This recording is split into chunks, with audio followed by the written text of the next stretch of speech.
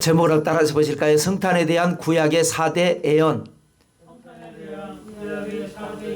이러한 제목으로 말씀 나눌 때에 은혜가 되고 복이 되시기를 주님 이름으로 축원합니다. 사람은 후회하는 동물입니다.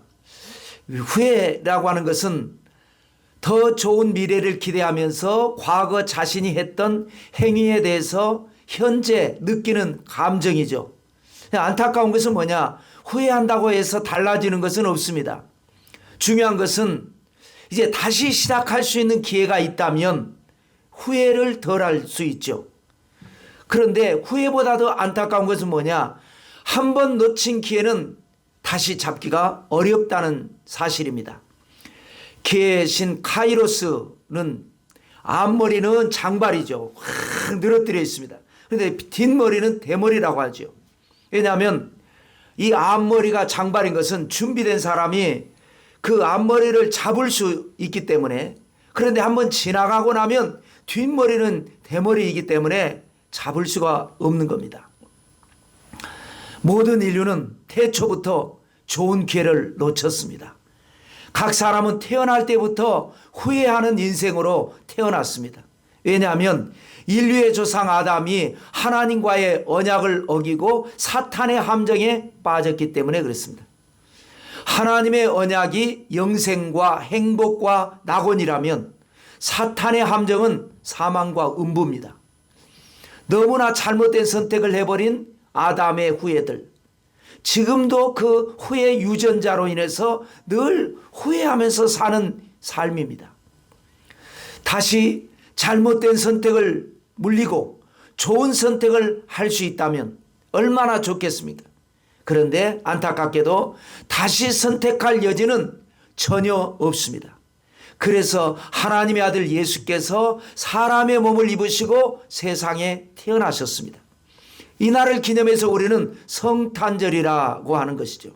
그래서 성탄절의 의미는 여러 가지 각도로 해석할 수 있지만 다시 시작할 수 있다는 것이죠.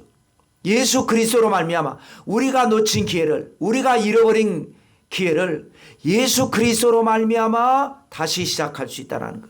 또 다시 시작한들 무슨 뾰족한 수가 있겠습니까? 그런데 예수 그리스도로 말미암은 것은 100% 좋은 기회를 잡을 수 있다는 것입니다. 이것이 바로 성탄의 언약이요 성탄의 은총이라고 하는 것입니다. 2020년은 인류 역사의 전무한 코로나 바이러스 시대입니다. 바이러스로 인해서 온 세상이 발칵 뒤집혔습니다. 그래도 성탄절은 다가왔습니다. 저는 오늘 이 성탄절이 얼마나 우리에게 소중한 것인가. 구약에 예언된 구약에는 예수님에 대한 예언이 많이 있죠. 그런데 성탄에 대한 예언은 이제 4대 4가지 우리에게 잘 알려진 아주 중요한 예언을 우리가 말씀을 나누면서 은혜를 나누고자 합니다. 첫째는 모세의 예언입니다.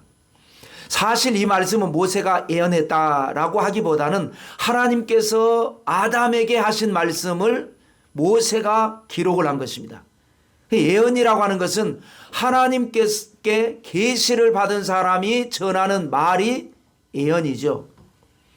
그러니까 하나님의 예언이라고 하는 표현은 맞지 않지 않습니까? 하나님은 계시하는 것이고 사람은 그 계시를 받아서 전할 때 그것이 예언인데, 하나님의 예언이라고 하기가 뭐해서 모세의 예언이라고 이제 분류를 했습니다. 그 어떤 예언을 했는가? 창세기 3장 15절에 보면 내가 너로 여자와 원수가 되게 하고 내 후손도 여자의 후손과 원수가 되게 하리니 여자의 후손은 내 머리를 상하게 할 것이요 너는 그의 발꿈치를 상하게 할 것이니라. 자, 조선시대 최고의 시인 송강 정철의 시조에 보면 아버님 날 낳으시고 어머님 나를 기르시니 이런 시조가 있습니다. 과학적으로도 아빠의 정자가 엄마의 난자를 찾아서 착상함으로 말미암아 생명이 만들어지기 때문에 세상의 모든 사람은 남자의 후손이다 이렇게 표현을 합니다. 남자와 여자가 만나서 결혼하면 그때부터 한 몸이기 때문에 그러면 여자의 후손은 아니냐? 그건 아니지만 표현을 할 때 모든 자녀들은 다 남자 아버지의 후손입니다. 그런데 유일하게 여자의 후손이 있습니다. 예수 그리스도이십니다. 왜냐하면 주님은 모친 마리아가 요셉과 약혼하고 동거하기 전에 성령으로 잉태돼서 태어나셨기 때문에 그렇습니다. 자, 그런데 이제 태초에 에덴 동산에서 아담과 하와가 사탄의 유혹으로 선악과라고 하는 죄를 따먹었습니다. 이 선악과 나비 효과는 엄청난 후폭풍이 일어났죠. 인간으로 하여금 죄를 짓게 합니다.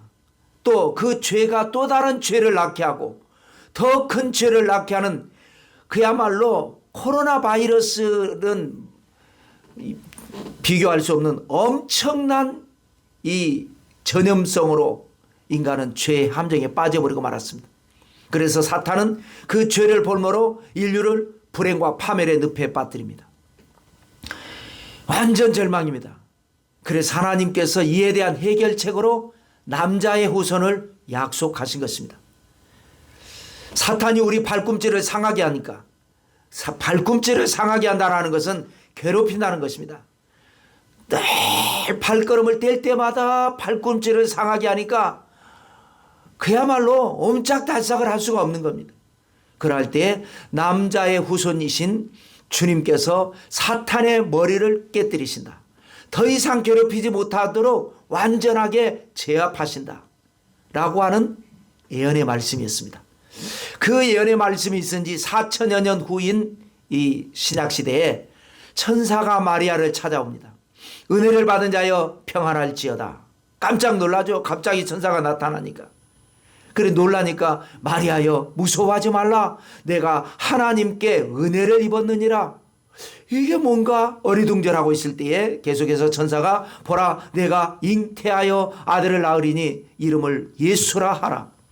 하나님께서 다윗의 왕위를 그에게 주시리니 그가 영원히 왕으로 다스릴 것이요 그 나라는 영원 무궁하게 될 것이다. 마리아가 충격을 받고 저는 남자를 알지 못하는 처녀인데 어떻게 제가 아들을 낳았습니까? 그럴 때 누가복음 1장 35절부터 위에 보면 천사가 대답하여 이르되 성령이 내게 임하시고 지극히 높으신 이의 능력이 너를 덮으시리니 이러므로 나실 바 거룩한 이는 하나님의 아들이라 일컬어지리라.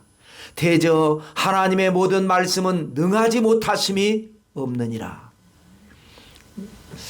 자, 우리가 이제 성탄절을 맞이할 때마다 기억해야 될 것이 세상이 왜 이런가? 사탄이 우리 발꿈치를 상하게 하기 때문에 그렇습니다. 그럼 앞으로 우리는 어떻게 살아야 되는가? 사탄의 머리를 상하게 해야 되겠죠. 이거 우리가 할 수가 없습니다. 주님께서 해 주셔야 합니다. 우리가 할 것은 뭐냐? 주님께서 하실 수 있도록 준비하는 것인데 그 준비가 뭐냐? 신앙생활입니다. 올바른 신앙생활. 그것을 통해서 하나님이 역사하시고 주님께서 역사하시고 성령이 역사하셔서 우리 영적 전쟁에서 승리할 수가 있게 되는 것입니다. 두 번째로는 이사야의 예언입니다. 메시아의 예언을 가장 많이 한 선지자는 이사야 선지자입니다. 우리가 너무나 잘 아는 이사야 53장은 메시아장이라고 우리가 붙이죠. 그가 찔림은 우리의 허물을 일하며 그가 상함은 우리의 죄악을 일함이라. 그가 징계를 받음으로 우리가 평화를 누리고 그가 채찍에 맞음으로 우리가 나음을 얻었도다 했던 그 유명한 이사야 53장. 그런가 하면 예수님의 탄생에 대한 예언은 이사야 7장 말씀입니다. 먼저 7장에 대한 배경을 설명하자면 너무나 잘 아는 대로 남왕국 유다 북왕국 이스라엘로 분열이 된 이후 약 200년 동안 남왕국과 북왕국은 계속해서 앙숙, 갈등 관계입니다. 그래서 북왕국이 강하면 남왕국이 거기에서 고통당하고 또 남왕국이 또 강해지면 또 다시 북왕국이 또 고통당하고 이 200년 동안 반복을 했습니다. 그럴 때 이제 남왕국에서 히스기야의 아버지 아하스 왕 12대죠. 이 아하스 왕 시대가 바로 최악의 군주요 무능과 부패의 시대입니다. 그때 북왕국 이스라엘은 때는 이때다 해서 최강의 군대를 보유한 아람과 동맹을 맺고 남왕국 유다를 멸망시키기 위해서 싸워서 이기는 정도가 아니라 아예 이참에 끝장을 내야 되겠다. 주변 나라들까지 끌어들여 가지고 총공세를 펼쳤습니다. 그럴 때 아하스 왕은 충격을 받고 사시나무 떨듯이 떨어버립니다. 신하들이 옆에서 지켜보기도 민망할 정도로 얼마나 두려워하는지 하도 딱해서 이사야 선지자가 왕궁을 찾아가서 왕에게 위로를 하면서 뭐라고 말씀을 하느냐? 내 하나님 야훼께 징조를 구하라. 그럴 때 아하스가 아멘 하면 좋을 텐데 아니요. 나는 하나님께 징조를 구하지 않겠습니다. 그야말로 선지자 입장에서는 멘탈 붕괴입니다. 징조라고 하는 것은 뭐냐? 해결책입니다. 그것도 보통 해결책이 아니라 하나님께 구하는 징조니까 완벽한 해결책이죠. 나라가 풍전등화의 위기에 처했을 때에 선지자가 하나님이 보내신 선지자가 찾아와서 해결책을 제시하는데 거절해버립니다. 그리고 인간적인 방법으로 해결하려고 합니다. 바로 아수르 군대를 불러들여서 싸우려고 하는 거죠.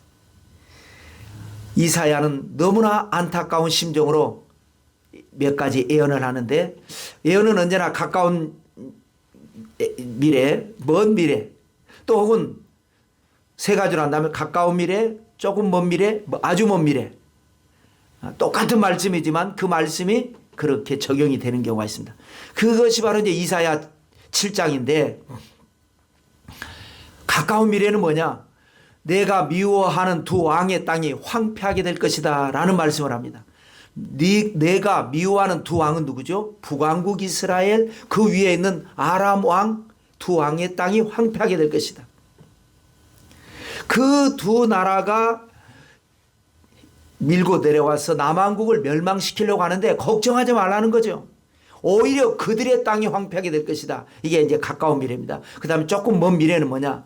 내 백성과 내 아버지 집에 재앙이 임하리니 아수르 왕이 올 것이다. 자, 이 두 나라가 괴롭히니까 남왕국의 아하스 왕이 아수르 군대를 불러들였는데 그 아수르 군대로 인해서 북왕국도 멸망하고 아람도 멸망하는데 이 나중에는 남왕국도 멸망시키려고 포위를 하죠. 그 예언입니다. 그 다음에 아주 먼 미래는 뭐냐? 메시아에 대한 예언입니다. 그것이 이사야 7장 14절인데 그러므로 주께서 친히 징조를 너희에게 주실 것이라. 보라 처녀가 잉태하여 아들을 낳을 것이요 그의 이름을 임마누엘이라 하리라. 친히 징조를 주신다. 이게 뭐냐? 징조를 안 구한다고 하니까 아예 그냥 직접 주신다라는 거예요. 구하지 않으니까 받지 않으려고 하니까 깨닫지 못하니까 직접 친히 주시는 은혜. 그래서 그 은혜는 뭐냐? 처녀가 잉태하여 아들을 낳을 것이다. 처녀가 어떻게 아들을 낳습니까?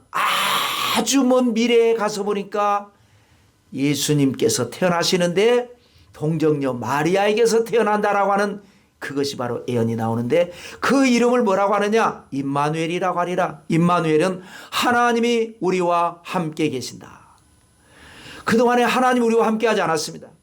가까이 있는 건 마귀였습니다. 마귀 때문에 늘 고통당했습니다. 하나님은 저 멀리 계시는 그렇게 생각을 했는데 예수 그리스도로 말미암아 이제는 멀리 계시지 않는 하나님, 언제나 함께 하시는 하나님, 불꽃 같은 눈동자로 지키시는 하나님. 그래서 이사야로부터 700여 년 후인 갈릴리의 목수 요셉이 아랫마을에 사는 마리아와 약혼을 하고 아직 동거도 하기 전에 배가 불러오르고 그래서 사람들이 쑥덕거리고 임신했다라고 하는 이제 확증이 나오니까 율법주의자들은 이것을 문제를 삼아서 종교 재판을 하고 그로 말미암아 마리아는 큰 위기에 처했을 때에 요셉은 의로운 사람이라 조용히 파혼하고 조용히 끝내려고 하는데 천사가 요셉의 꿈에 나타나서 내 아내 마리아 데려오기를 무서워하지 마라. 그에게 잉태된 자는 성령으로 된 것이다 하면서 마태복음 1장 22절에 이하에 보면 이 모든 일이 된 것은 주께서 선지자로 하신 말씀을 이루려 하심이니 이사야 선지자 이르시되 뭐라고 했느냐? 보라, 처녀가 잉태하여 아들을 낳을 것이요 그의 이름은 임마누엘이라 하리라 하셨으니 이를 번역한즉 하나님이 우리와 함께 계시다 함이라. 이 예언이 그대로 이루어진 것입니다. 그래서 예수 그리스도의 이 성탄이라고 하는 것은 무엇들 의미냐? 하나님이 함께 하시는 겁니다. 눈에 보이지 않고 손에 잡히는 것 없을지라도 하나님이 우리와 함께 하시는 겁니다. 자, 세 번째로는 미가의 예언입니다. 미가는 이사야 선지자와 동시대 활동한 선지자입니다. 북왕국 이스라엘이 멸망을 했고 아수르에 의해서, 그리고 남왕국 유다도 아수르 사네립에 의해서 포위를 당할 때에 이사야 선지자가 히스기야 왕의 개혁신앙과 함께 기도해서 아수르 군대를 물리쳤다면, 미가는 이렇게 어수선한 때에 우리는 과연 어떻게 살아야 할 것인가에 대한 메시지를 전파한 것이 바로 미가 선지자입니다. 그래서 미가서의 그 유명한 요절이 뭐냐? 미가서 6장 8절입니다. 사람아, 주께서 선한 것이 무엇임을 내게 보이셨나니 야훼께서 내게 구하시는 것은 오직 정의를 행하며 인자를 사랑하며 겸손하게 내 하나님과 함께 행하는 것이 아니냐. 어떻게 살아야 되느냐? 정의롭게 사랑하면서 겸손하게 하나님과 함께 사는 것이다. 그러면서 메시아 탄생에 대한 예언을 한 것이 미가서 5장 2절입니다. 베들레헴 에브라다야, 너는 유다 족속 중에 작을지라도 이스라엘을 다스릴 자가 내게서 내게로 나올 것이라. 그의 근본은 상고의 영원에 있느니라. 베들레헴에서 이스라엘을 다스릴 자가 나온다라는 거예요. 수도 예루살렘이 아니고 베들레헴, 수도로부터 조금 떨어진 변방이죠. 그런데 다스릴 자니까 이스라엘은 다스리는 자가 이제 세 부류입니다. 왕, 제사장, 선지자입니다. 그런데 이 왕이나 선지자나 제사장 정도의 다스릴 자가 아닌 것이 여기에 뭐라고 덧붙였죠? 그의 근본은 상고의 영혼에 있느니라. 상고는 뭔가? 이게 시대를 구분할 때, 역사적으로 시대를 구분할 때에 상고 시대가 있습니다. 그건 뭐냐? 윗상자의 옛 고자입니다. 그러니까 옛날 중에서 제일 오래된 옛날을 상고라고 하는 겁니다. 그러니까 그 어느 때인지는 알 수가 없어요. 하여튼 제일 오래된 옛날. 그러니까 상고는 알파가 되는 것이고요. 상고의 영혼에 있느니라. 영혼은 오메가, 처음과 나중이시다. 이런 거죠. 그 메시아가 되는 겁니다. 자, 그런 예언을 했는데 세월이 지나고 나서 동방의 박사들이 천문을 관측하다가 상스러운 별 하나를 발견하게 되고 그 별을 따라서 예루살렘의 헤롯 궁까지 찾아오게 되고, 헤롯 왕에게 유대인의 왕으로 나시니가 어디 계시뇨? 우리가 그의 별을 보고 그에게 경배하러 왔노라. 헤롯이 깜짝 놀라죠. 왕은 난데 왕이 태어났다라고 하니까 에돔 출신이라 이 사람은 잘 모릅니다. 그래서 사내들인 공회를 소집해서 이게 무슨 말인가? 유대인의 왕이라니, 메시아를 의미하는 것 같습니다. 그 어디서 태어난다라는 말인가? 서기관들이 막 서책을 찾아보니까 베들레헴 에브라다야, 내게서 이스라엘을 다스릴 자가 나올 것이다 라고 한 거 보니까 베들레헴인 것 같습니다. 이야, 베들레헴 그 촌동네에서 뭐 반신반의했습니다, 헤롯은. 그런데 이 베들레헴이 어떤 곳인가? 여호수아가 가나안을 정복할 때에 유다 지파에게 분배한 땅이 베들레헴입니다. 그 정탐을 할 때에 또 정탐꾼 살몬이 기생 나합과 결혼을 해서 정착한 곳이 바로 또 베들레헴입니다. 그 베들레헴에서 그 라합의 아들 보아스가 모압의 여인 룻을 맞이해서 자식을 낳은 곳이 바로 베들레헴이죠. 그곳에서 오벳이 태어났고, 오벳은 이새를 낳았고, 이새는 다윗 왕을 낳았던 곳이 바로 베들레헴입니다. 그런데 이제 세월이 지나서 후손들이 흩어져서 살게 되다 보니까 그 다윗의 후손들 중에서 요셉과 마리아가 이제 혈통이 이제 같은 혈통이죠. 이제 먼 친척이 되는 거죠. 갈릴리 지역에서 살게 되면서 자, 그런데 미가는 분명히 뭐라 그랬죠? 베들레헴 에브라다에서 메시아가 태어난다고 그랬는데 요셉과 마리아는 100여 킬로 정도 떨어진 갈릴리에 살고 있는 겁니다. 그런데 로마의 황제 아우구스투스가 모든 식민지 호구 조사를 명령을 하니까 요셉도 마리아도 베들레헴 혈통이니까 호구 조사하러 베들레헴으로 갔다가 거기서 출산을 했는데 그가 바로 우리 주 예수 그리스도가 되는 것입니다. 그러니까 하나님의 예언의 말씀, 미가가 그렇게 예언한 대로 그대로 어디에서 태어나는가? 베들레헴이다. 자, 마지막 네 번째로는 오늘을 본문으로 삼은 예레미야의 예언입니다. 예레미야는 이사야보다 약 100여 년 후의 인물입니다.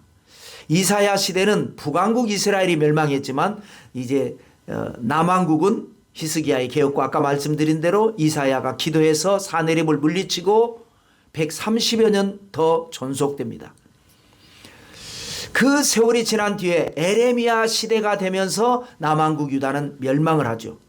그 멸망을 예언하는 메시지가 바로 오늘 본문인데요. 에레미야 3장 15절 다시 말씀드리면 야훼께서 이와 같이 말씀하시니라 라마에서 슬퍼하며 통곡하는 소리가 들리니 라헬이 그 자식 때문에 애곡하는 것이라. 그가 자식이 없어져서 위로받기를 거절하는도다. 야훼께서 이와 같이 말씀하시니라 내 울음소리와 내 눈물을 멈추어라. 내 일에 삭슬 받을 것인즉 그들이 그의 대적의 땅에서 돌아오리라. 야훼의 말씀이니라. 너의 장래에 소망이 있을 것이라.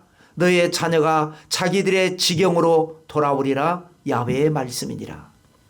자, 세 절의 말씀인데요. 절별로 간단하게 해석하면 15절에 라마에서 통곡하는 소리가 있을 것이다. 왜 어떤 소리냐? 라헬이 그 자식들 때문에 우는 소리다.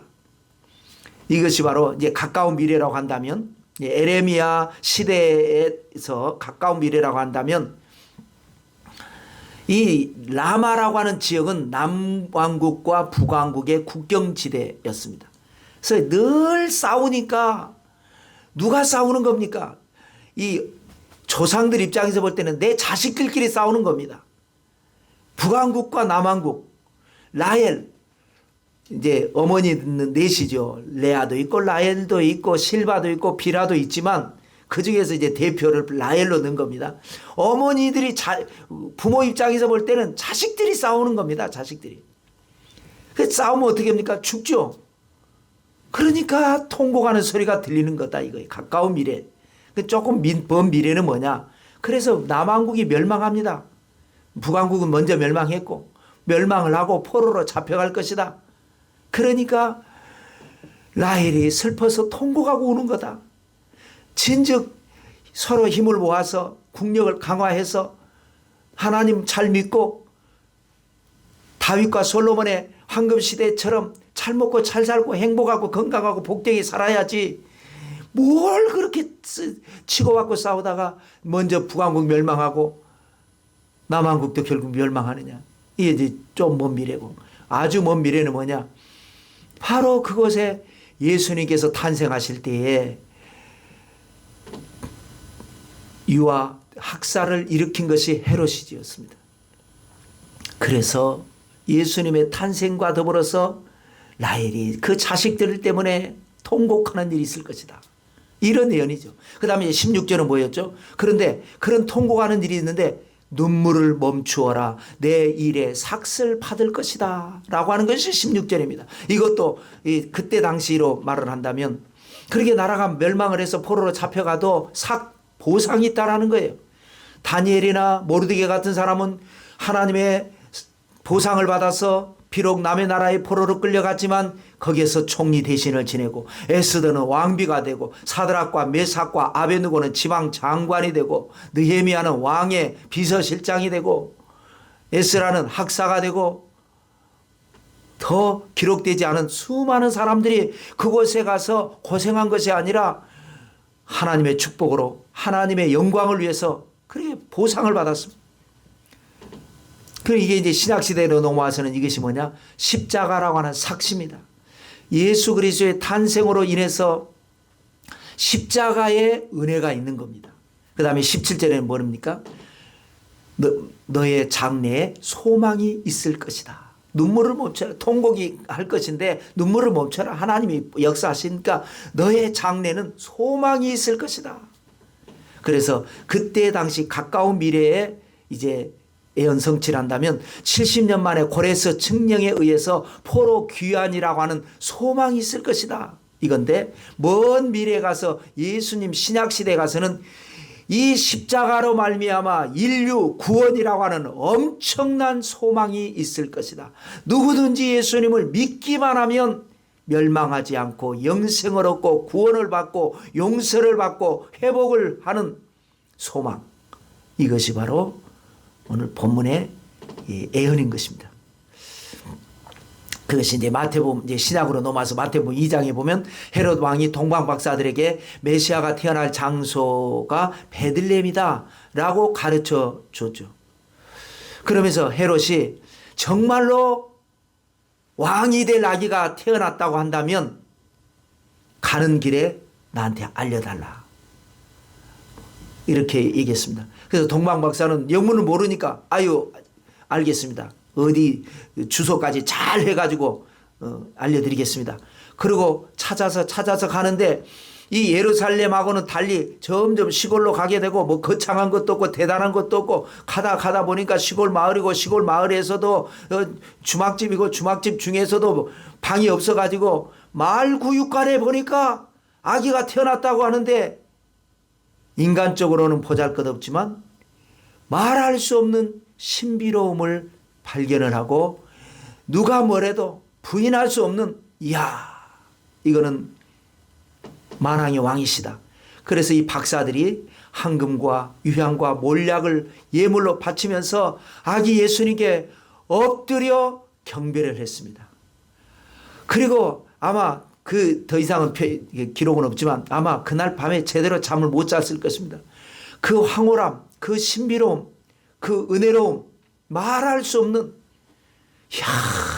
그 초라한 그곳에 그 위대함이 있다라는 것에 은혜를 받고 서로 받은 은혜를 나누고 그리고 이제 헤롯 왕에게 가서 어느 지역에 골목을 돌아서 모퉁이에 어디 주막집에 이렇게 있습니다. 이걸 보고를 하고 가려고 하는데 꿈에 하나님의 천사가 나타나서 헤롯에게로 돌아가지 말라 라고 하는 계시를 받고 그냥 고국으로 돌아가 버립니다.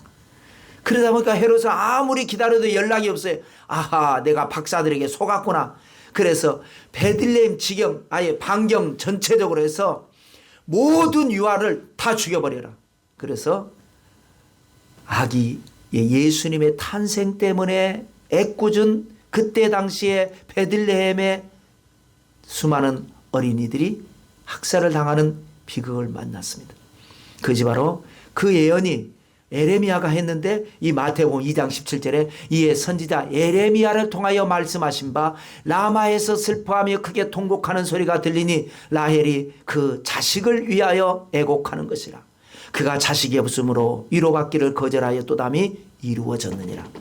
인간적으로 보면 그때 당시에 메시아 태어난 건 좋지만 어찌됐건 그 메시아 탄생 때문에 내 자식이 죽었구나 우리 아기가 죽었구나 라고 할 수 있지만 그래서 통곡을 하지만 그러나 울지 말라는 거예요. 삭시 있다. 보상이 있다. 그걸로 인해서 너에게 영원한 소망이 열리는 것이다. 라고 하는 말씀인 것입니다. 그래서 예수 그리스도는 여러분 우리 신앙은 이 원리를 잘 알아야 된다. 통곡, 보상, 소망. 예수 그리스도는 우리에게 눈물입니다. 하나님의 눈물이고 십자가의 눈물이고 우리 신앙의 눈물입니다. 물론 예수님 이제 삭과 소망은 좀 이따 얘기하고 예수님 믿어서 우리가 구원받고 축복을 받지만 예수님이라고 하는 그 자체는 눈물입니다. 그런데 그 눈물 때문에 우리 눈에 눈물이 멈추는 역사가 일어난다는 것입니다. 그것이 바로 하나님의 보상, 삭시라고 하는 겁니다. 그 삭 때문에 우리 장래에 소망이 있는 겁니다. 그러니까 잠시 잠깐의 시련과 환란이 있지만 그러나 결국은 하나님이 다 보상해 주시고 결국은 다 합력해서 선을 이루게 하시고 결국은 승리케 하시는 은혜고 그것으로 말미암아 영원한 승리가 보장되고 영원한 소망이 보장되는 것입니다. 우리가 적금을 들거나 저축을 하면 어떻습니까? 저축 안 하면 더 우리가 씀씀이를 더 많이 할 수 있습니다. 그래서 저축을 하면 그만큼 씀씀이 줄여야 됩니다. 사는 게 빡빡합니다. 그러나 소망이 있는 거죠. 적금 탈 때. 적금 안 드는 사람은 더 여유 있게 살고 먹고 싶은 거 먹고 사고 싶은 거 사고 하고 싶은 거 할 수 있지만 소망은 없는 겁니다. 그런 원리 아니겠습니까? 예수님을 믿는 신앙은 눈물의 신앙이어야 합니다. 뭐 억지로 흘릴 필요는 없지만 때로는 시험에 들기도 하고 예수님 믿는 것 때문에 고난당하기도 하고 예수님 믿는 것 때문에 핍박을 받기도 하고 그러나 거기에는 삭시 있습니다. 보상이 있습니다. 영원한 소망이 있습니다. 이번 성탄의 은총 속에서 여러분 가정과 여러분 자녀와 여러분 생업과 여러분의 건강과 여러분의 삶 신앙 속에 깜짝 놀랄 기적이 일어나게 되시기를 성부와 성자와 성령의 이름으로 축원합니다.